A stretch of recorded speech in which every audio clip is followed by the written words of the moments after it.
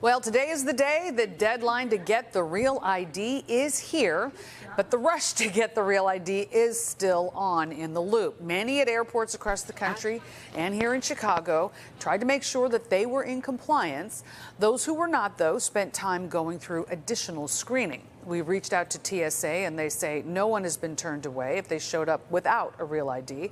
Still, some flyers are nervous, including some Cubs fans that we met. I said to him, grab my passport. I don't think I have a gold star. We're going to need it on the way back. And then we found out when we were in the airport coming on the way out that she did have a real ID. So it's all right. Check that ID. It may actually be one. If you do need to fly and your license is expired, the TSA says bring another type of identification, and you do not need a real ID if you have a passport. And besides a passport, there are other options when it comes to verifying your identity. NBC5's response, PJ Randhawa, has a list of what the TSA will accept when you're flying. If you need to travel and you don't have a real ID, the Transportation Security Administration will work with you when it comes to the forms of ID it will accept at airport security checkpoints.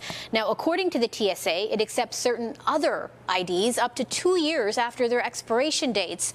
This includes U.S. passport cards, foreign government-issued passports, global entry cards, permanent resident cards, border crossing cards, and veteran health identification cards. If you don't have one of those, the TSA says it may ask you to complete an identity verification process, which includes collecting information like your address and your name. TSA told NBC5 Response, if you don't have any accepted forms of ID, for example, if you only have your driver's license, plan ahead for delays. And a reminder, kids under the age of 18 don't need to show an ID when traveling within the United States. PJ Randhawa, NBC5 Responds.